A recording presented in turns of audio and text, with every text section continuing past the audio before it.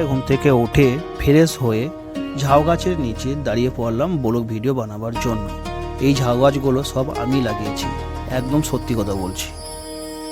দুটি বাইক, একটা বাইক আমার ভাইয়ের, একটা বাইক আমার। রয়্যাল এনফিল্ড বাইকটা আমার ভাইয়ের। এই কালো ড্রেস পরে রয়েছে, এটা আমার ভাই, ওটা আমার দাদা, বোম্বে থাকে, হাই ফাই দাদা। বাইকগুলো কে দিয়েছেন বলুন তো? শ্বশুরমশাই। হ্যাঁ, শ্বশুরমশাই দেওয়া বাইকটা নিয়ে আজকে বাইরে যাচ্ছি। বাইরে যাওয়ার কারণ আছে, সেটা ভিডিওতে দেখো, তাহলে বুঝতে পারবে সবাই। এইটা হবে পেট্রোল পাম্প। এটা যখন হয়ে যাবে তখন আমাদের তেল ভরা অনেক সুবিধা হয়ে যাবে। 1.5 কিলোমিটারের মধ্যে। এটা SBI শাখা ব্যাংক। লোকেশন আছে বোলপুরে, ব্যাংকটা হচ্ছে বাইরেতে। আর এইটাই এখানেই আমাদের পঞ্চায়েত BSLN অফিস, এখানে লাইব্রেরি। বাইরে চারপাশের পরিবেশটা খুবই সুন্দর পরিবেশ আছে বলে আমি একটু ভিডিও করে নিলাম। হ্যাঁ, সকালবেলার সময় রাস্তা ঝাঁট দিচ্ছে একজন, পরিষ্কার করছে সে রাস্তাটাকে। খুবই পরিষ্কার পরিচ্ছন্ন জায়গা, দেখতেই পাচ্ছেন, একদম ঝাঁট দেওয়া হচ্ছে। এরপরে আমি যাচ্ছি পেট্রোল পাম্পের দিকে, বাইকে তেল ভরবো, উড়োজাহাজে তেল ভরবো। প্রচুর তেল খাচ্ছি। হ্যাঁ, আমিও একদিন বাইক নেবো, বুলেট বাইক নেবো। হ্যাঁ, এইটা নতুন পেট্রোল পাম্প হয়েছে, এখনও 1 বছর হয়নি। তেল ভরে নিলাম। তেলের অনেক দাম বেড়ে গেছে, আমাদের প্রাইম মিনিস্টার তেলের দাম বাড়িয়ে দিয়েছে অনেক। ভুটানে তেলের দাম অনেক কম, আমাদের ভারতবর্ষের তেলের দাম বেশি, অথচ ভুটান ভারতবর্ষ থেকে তেল কিনে। ভারতবর্ষের থিওরি কিছু বুঝতে পারি না। হ্যাঁ, খুব ভেরি লোকেশনটা খুবই ভালো জায়গায় রয়েছে, ফাঁকা এক জায়গায় একদম। হ্যাঁ, 4-5টাই ফাঁকা। কি ছিল আর জায়গাগুলো কি হলো, যেখানে সেখানে বাড়ি ঘর পেট্রোল পাম্প হয়ে যাচ্ছে।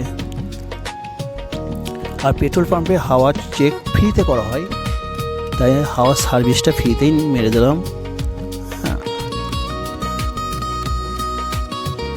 হ্যাঁ, ওখান থেকে আবার ব্যাক করে দোকানে আসি।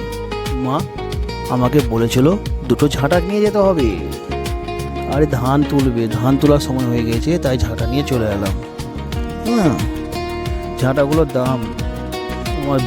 দাম অনেক বেশি, আমার ঠিক মনে হয় নাই। হ্যাঁ,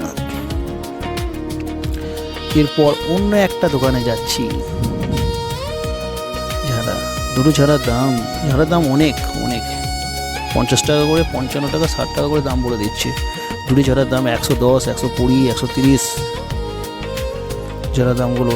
এই দোকান থেকে দুধ পাউডার দুধ 40 টাকা শ। তোমাদের কত শ ওখানে বলবে, আমি যা বলি সত্যি বলি, কোনো সময় মিথ্যা কথা বলি না। এরপর বাড়ির দিকে রওনা হচ্ছি। বাড়িতে মাকে জিনিসগুলোকে দিয়ে দেওয়ার পরে আমি আবার বেরিয়ে যাব, পড়াতে যাব। আমার একটা ছাত্র ওয়েট করছে, কেজি স্কুলে পড়ি। এই ছাত্রটাকে আমি পড়াই, খুব ভালো স্টুডেন্ট, পড়াশোনাতে খুবই ভালো, সত্যি বলছি, কোনো সময় মিথ্যা কথা বলি না। পড়ানো এই জায়গায় আমি বাইক রাখি, আর তারপরে হেঁটে যাই। এরপরে আমি একজনের বাড়িতে যাচ্ছি। আরে বাবা, এবার সাপ আছে।